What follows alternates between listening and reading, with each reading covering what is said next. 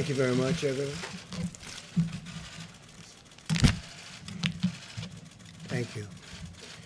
We continue to see evidence that our aggressive strategy is working and working at a very high level. Nationwide, the percent of tests that come back positive has declined very significantly. Last week, roughly 38% of the tests in New York were positive. This week, that number is down to 28%. New cases in New York are down 50% compared to a week ago, and fatalities are down 40% over the same period. In Louisiana, the rate of positive test resulted declined from 25% down to 15% in the last 7 days alone. 18 states now show a decline in a number of positive tests in the last 7 days. So over the last 7 days, been very, very significant progress. Half of all Americans live in states that have now taken steps to open their economies. Just yesterday, Governors Gavin Newsom, California, Tim Walz of Minnesota, and Bill Lee of Tennessee announced additional plans to restart certain sectors. We ask every American to maintain vigilance and hygiene, social distancing, and voluntary use of face coverings. We're opening our country. It's very exciting to see. We have a lot of talent involved, from governors down to people that just stand there and help you with the doors. There's been tremendous talent involved and tremendous spirit from our country. The country is a great place, and it's going to be greater than ever before. I really believe that. I think there's going to be a tremendous upward shift. I spoke with Tim Cook today of Apple, and they have a good sense of the market, and he feels it's going to be a V. The V is sharply upward later on as we actually get it fully open. Today, I signed the Paycheck Protection Program and Healthcare Enhancement Act, providing $320 billion to keep American workers on the payroll. $30 billion of the Paycheck Protection funds will be reserved for small financial institutions, including those that serve minority and distressed communities, extending vital relief to thousands of African American and Hispanic American small business owners and their employees. The bill also delivers $75 billion for hospitals, so badly needed for hospitals. They've taken a very big hit. And medical providers in areas less affected by the virus. Hospitals and doctors should work with their state and local health officials on ways to safely resume elective medical treatments and care. Under the CARES Act, we're sending direct payments to millions of American workers. More than 80 million Americans have already received their payment, $3,400 for a typical family of four. $3,400. That's great. And you deserve it. The CARES Act requires that the federal government send out a notice of what benefits Americans are receiving. To fulfill the requirement, the Treasury Department is mailing a letter to me.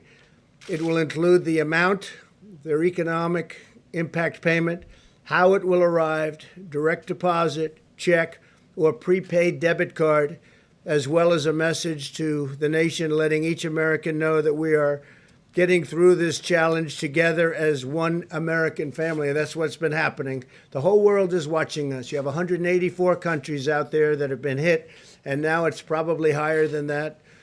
But they're all watching us. They're all watching, and they're calling, and they respect what we're doing so much. I spoke with the leaders of numerous countries today. They're asking if we can send them ventilators, and I'm agreeing to do it. We have tremendous capacity, now overcapacity of ventilators. We're filling up stockpiles for our states and for ourselves.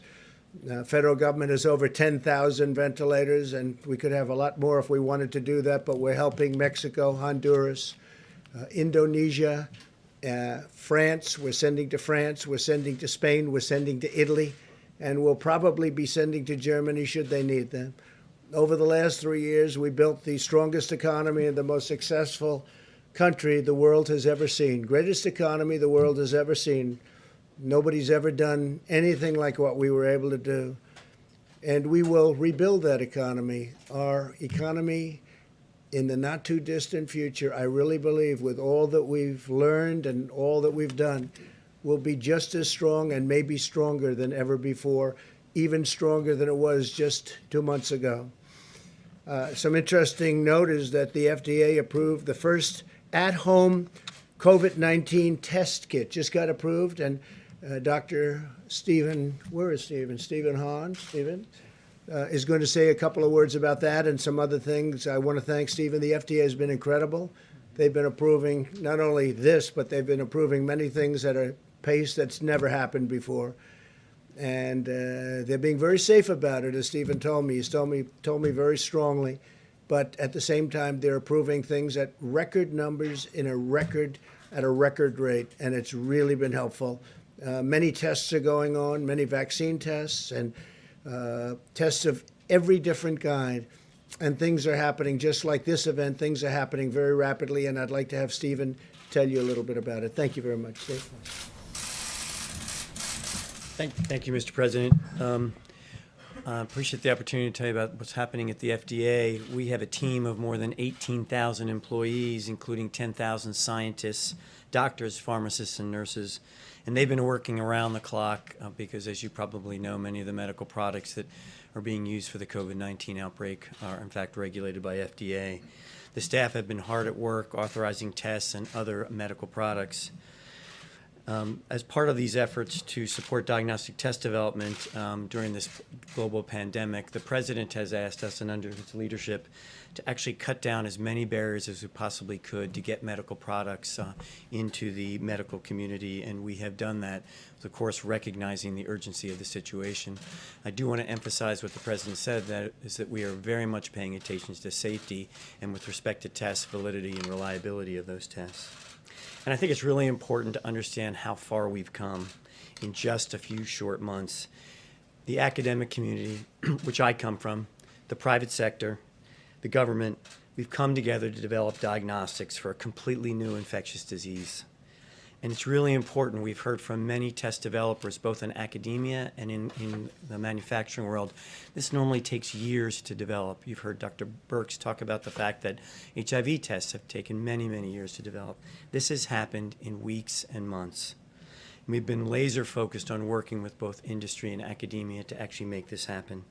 To date, under our emergency use authorization approach, we've quickly reviewed and authorized 63 tests, both diagnostic as well as serologic, that is the antibody test.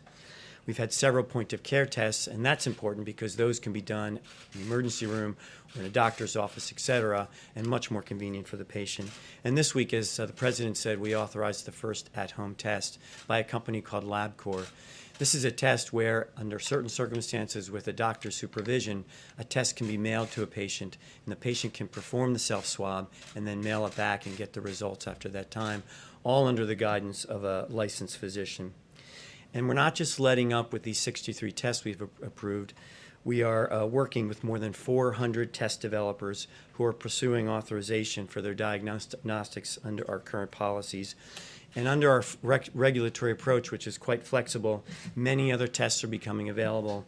We have heard and have reported to us 220 labs around the country have begun patient testing using their own validated tests. This has allowed us to increase significantly tests around the country. I updated you earlier this week on serologic tests, these antibody tests that are used to detect natural immunity, and the FDA's approach to help make these tests available. While these are just one part of our larger response effort, they can play a role in helping move our economy forward by helping healthcare professionals identify those who have immunity to the COVID-19. And just finally, when it comes to therapeutics, we are leaving no stone unturned in finding treatments for COVID-19. You do know that we don't have any approved currently therapeutics for COVID-19, but we are actively involved with both the academic and the commercial and private sector to find those. 72 trials of therapeutics are underway in the United States under FDA oversight, and 211 are in the planning stages. So we expect to see more. This includes convalescent plasma as well as antiviral therapies. Work continues on vaccines, and 2 firms have announced that the FDA has authorized their trials to go forward, one of which we've mentioned here before. And finally, in response to the President's and task force requests, we've stood up the Coronavirus Treatment Acceleration Program.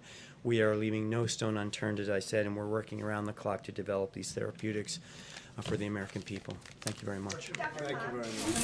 Hahn, a question about antibody tests, please. It's a quick question, and it's timely because just about an hour ago, a subcommittee with oversight released some findings that the FDA doesn't have any review of the antibody tests that are on the market. There are no guidelines to tell which ones should be out there, and there's no way to test their accuracy. They're quite worried that these are junk tests on the market because they weren't reviewed before they were approved. Is that true? So under our policy, we provided flexibility. What we've told manufacturers is that in order to market in the U.S., they have to validate their tests. They have to tell us that they validated their tests. And then in the package insert, they have to let people know, end users, labs, et cetera, that those tests were not authorized by FDA. We've authorized 4. As I mentioned, more in the pipeline. And these tests that have come in without any information to us but have been self-validated, as I mentioned at the podium a couple days ago, we are working with the National Cancer Institute as well as CDC to perform our own validation of the tests that have been sent to us. So we'll provide as much information as we possibly can. And there is transparency on our website about those tests and also the tests that we have authorized. Have you gotten Thank you very information? much, Mike, please. Thank you, Mr. President. From early in this effort, President Trump has called forth a whole-of-government response to the coronavirus epidemic in America. And by that, the President made clear when he asked me to lead the White House Coronavirus Task Force, not merely a whole of the federal government, but a full partnership with state and local governments across the country. And today we renewed that with our latest conference call with governors all across America. We've met with them today specifically to speak about the progress that our governors are making, expanding testing across the country. And we were pleased to hear about the extraordinary and rapid progress that governors are making. At the outset of the call, where we had more than 50 of our nation's governors, we, of course, had Pete Gaynor of FEMA report on progress. More than 35,000 National Guards stood up, 5,000 active duty military deployed in 10 states. And we were also pleased to report that FEMA, HHS, and the private sector have coordinated the delivery of shipments to states around the country, including nearly 67 million N95 masks, 105 million surgical masks, surgical gowns, shields, gloves, more than 10,000 ventilators, and more than 8,000 federal field medical station beds. Beyond the report that we provided to the governors, we assured them that at the President's direction, this is one team, one mission. And we made it clear to the governors that we know we're all in this together. And the partnership that we have forged together really begins with mitigation efforts. It moves to making sure our healthcare workers have the support they need, but also testing is in the forefront of all of our minds. We're working to make it possible for every governor to access the existing capacity to enable our states to be able to reopen responsibly under the phased approach that the President unveiled 1 week ago. A little bit of context, you may recall that 1 month ago, all of the testing that had been done in America, 80,000 Americans had been tested. But as of this morning, 5.1 million Americans have been tested for the coronavirus. A quick reminder to our fellow Americans, and this was something from our scientists today at the task force, we reminded governors of this as well, that as testing increases dramatically across the country, cases will increase as well. But people should not be discouraged by those numbers. We are looking at very positive trends in hospitalization, in emergency room entrances, and we continue to see, as we've said at this podium every day over the last several weeks, we continue to see positive progress, not just on the West Coast, but even where the coronavirus epidemic has most deeply impacted in areas of the greater New York City area, New Orleans, Detroit, and elsewhere. On our nearly 2-hour phone call today with those governors, we heard of the progress governors were making in implementing the resources that we've been working to provide them, not just the medical equipment, but also, as you recall, that map a week ago that showed where all of the equipment is all across the country in all 50 states. Governor Cuomo joined us for the call today. He spoke favorably of his meeting here at the White House, Mr. President, and his recognition that testing is a partnership between the federal and state governments. As Governor Cuomo said today, he understood that the federal government works with national manufacturing and supply chain, and the governors deal with the labs to expand and implement testing at the state level. Governor Cuomo also explained how he's using his licensing authority as a governor to stand up the more than 300 labs that can do coronavirus testing in the state of New York, and we congratulated him for his leadership in that and urged other governors to use their authority similarly. In Tennessee, Governor Bill Lee told us that he's deployed the National Guard to stand up more than 20 drive-through test sites. They're testing 10,000 people a day, have already tested more than 130,000 people in Tennessee, and they expect to surge another 15,000 people in testing sites this weekend in Tennessee. Massachusetts is an area we're continuing to watch very closely as cases have not yet stabilized, and Governor Charlie Baker, after he thanked us, Mr. President, for the Army Corps of Engineers deployment of 4 field hospitals, he described how they have rapidly expanded testing all across Massachusetts. We commended him for that. In the beginning of March, he said they had just 1 testing site in the state of Massachusetts, and now, thanks to Governor Charlie Baker's team, they have more than 30 testing sites. Minnesota Governor Tim Walz reflected on the call today about the partnership he's forged with the Mayo Clinic, the University of Minnesota, and State Health Department. They're actually collaborating to perform 20,000 molecular tests and 15,000 antibody tests per day.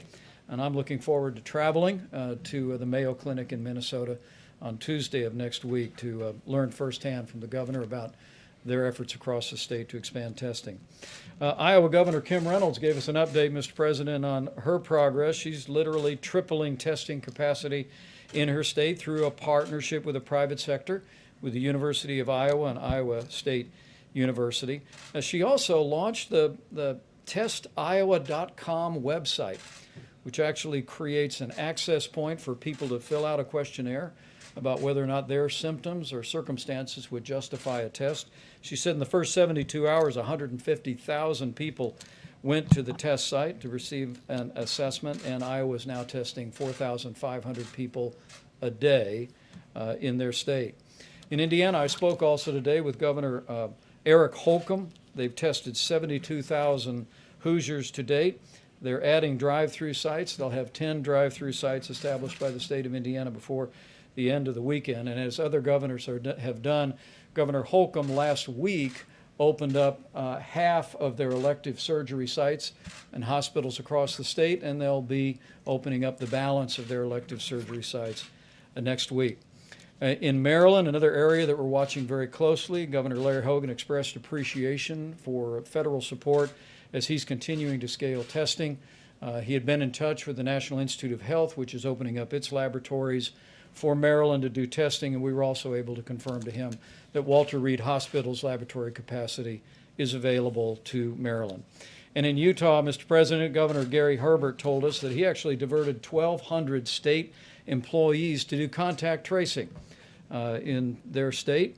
In the last 36 hours, 23,000 residents have also signed up for what they're calling their Healthy Together app. And they have 50 different testing locations across Utah and have tested 82,000 people in the state already. Other state examples, Mr. President, were just as inspiring. Governor Phil Murphy of New Jersey has forged a partnership with Rutgers University, working closely with the FDA. They've authorized a saliva-based test that is being deployed just at that site, that's expanding their ability to track what continues to be a very challenging environment in New Jersey.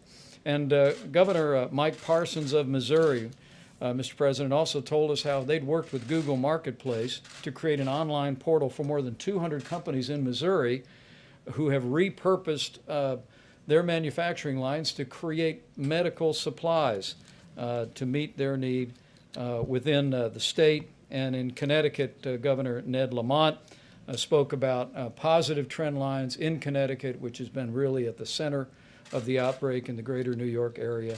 But he also said they were hoping to double testing over the next week. Mr. President, that's just a sampling of what we heard today. And I know it's an encouragement to you, and I trust it's an encouragement to people all across the country, that at your direction we are implementing a testing strategy that is supported at the federal level, but it is deployed and managed at the state level. And we want to express our appreciation to every governor across the country that are standing up all of those labs that are available, that are working with us and our supply chain personnel to make sure that the reagents and the swabs and the equipment is there to be able to process the tests. And we're going to continue to increase testing dramatically in the weeks ahead.